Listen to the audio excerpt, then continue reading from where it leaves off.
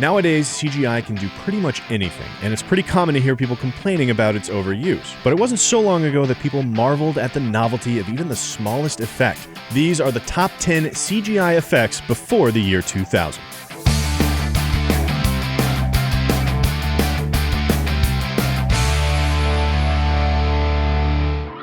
Then man your ships, and may the Force be with you. Starting us off at number 10, Star Wars: A New Hope.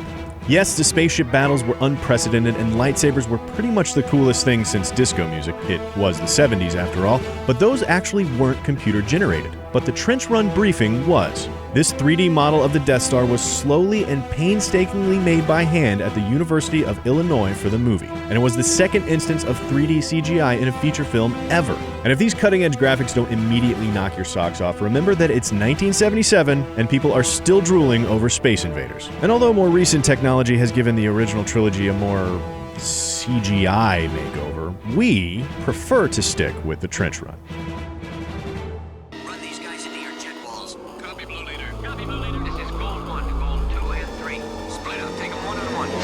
Next up at number 9, Tron. Just 5 years later, CGI had evolved to this. Tron featured almost 15 minutes of full 3D CGI used not as a futuristic display, but as the entire story world, including the now famous light bike duel. The 3D cuts inconspicuously with the live-action footage with only a little suspension of disbelief. Sure, it helps that the story logic calls for it to look like a video game and it lacks the polish of Tron Legacy, but it's surprising how watchable the sequence is today, mostly because the makers of Tron worked with their technological limitations, not against them. Beyond the darkness, beyond the human evolution, is Khan. At number 8, Star Trek II: The Wrath of Khan. Almost 30 years before J.J. Abrams and his gratuitous lens flares, The Wrath of Khan premiered a bevy of groundbreaking CGI techniques. Foremost among them were those used to create the Genesis effect, the 60-second continuous sequence that watches a wave of fire consume a moon and give birth to life was the longest of its kind yet. It also saw Lucasfilm's computer graphics group pioneer impressive-sounding wizardry like particle systems and fractal-generated landscapes in order to prove themselves. And what good did that do them? Just the attention of a rich guy named Steve who bought them out and turned them into a little company called Pixar. But before Pixar became Pixar, they had a few more records to set, including number 7, young Sherlock Holmes.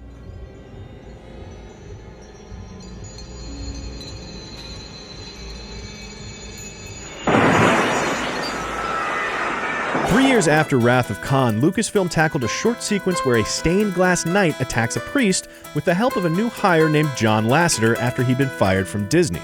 It took Lasseter and his team 6 months to create this sequence. And this is it, right here. What you're seeing right now is the whole thing, start to finish. But this was the first fully CG character ever created, which is a massive achievement for such a forgotten movie.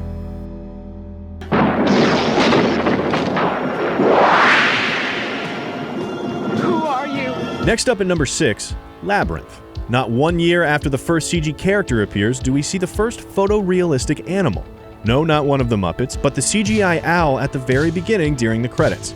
Okay, so it's not exactly photorealistic by today's standards, but compare it to the detail in Tron just a few years before, and it might as well be a photograph. And speaking of Tron, the owl was made by some of the same people who animated the Tron light bike sequence, which is going to become a theme here. The same few innovators driving an entire fledgling industry towards where it is today. Sweet Christ almighty. I think it likes you. At number 5, the alien water pseudopod from the Abyss. Long before James Cameron was reinventing cinema technology with Avatar, he was reinventing cinema technology with The Abyss. He hired Industrial Light and Magic to create the first ever 3D water effect, and whereas Sherlock Holmes took 6 months to create 10 seconds of footage, The Abyss managed 75 whole seconds in the same 6 months. It was also the feature debut of Photoshop, which has come such a long way from helping create groundbreaking animation to touching up sorority selfies in living rooms across America. But the effect would come in handy when, 2 years later, Cameron and ILM used the technology developed for The Abyss in number 4, Terminator 2. Hasta la vista, baby. This time with a running total of 5.5 minutes and over 100 CGI elements in order to create the liquid metal T-1000. And it's right here around the 1990s that the badass level really starts to ratchet up. The realism and creativity with which directors use CGI in this era still holds up today, which is certainly saying something, especially because while all the previous films on this list were rendered on gigantic supercomputers, Terminator 2 marks the first time the effects were done on a PC. Girls! Let's just calm down. I'm sure we can settle this peacefully and... Next up at number 3, Death Becomes Her. So far, we've seen stained glass, owls, water, and robots, but no humans.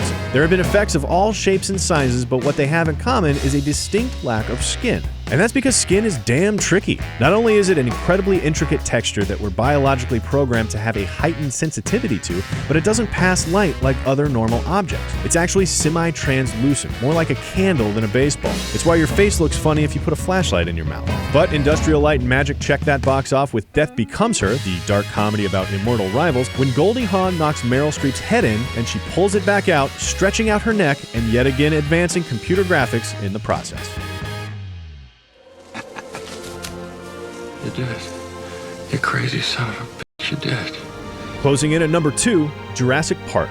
It doesn't take much in the way of deduction to figure out we're talking about the dinosaurs here. And while practical animatronics and puppets were used in some shots, much of the dinosaurs were entirely computer generated, capturing Industrial Light and Magic their 13th Oscar. And it's the same wonder that Dr. Grant and Dr. Sattler feel here that captivated audiences who looked up at the screen and for the first time ever saw humans walking with dinosaurs. And finally, at number 1, the entirety of Toy Story. Remember that guy John Lasseter from Young Sherlock who spent 6 months on 10 seconds? Well, he stepped up his game.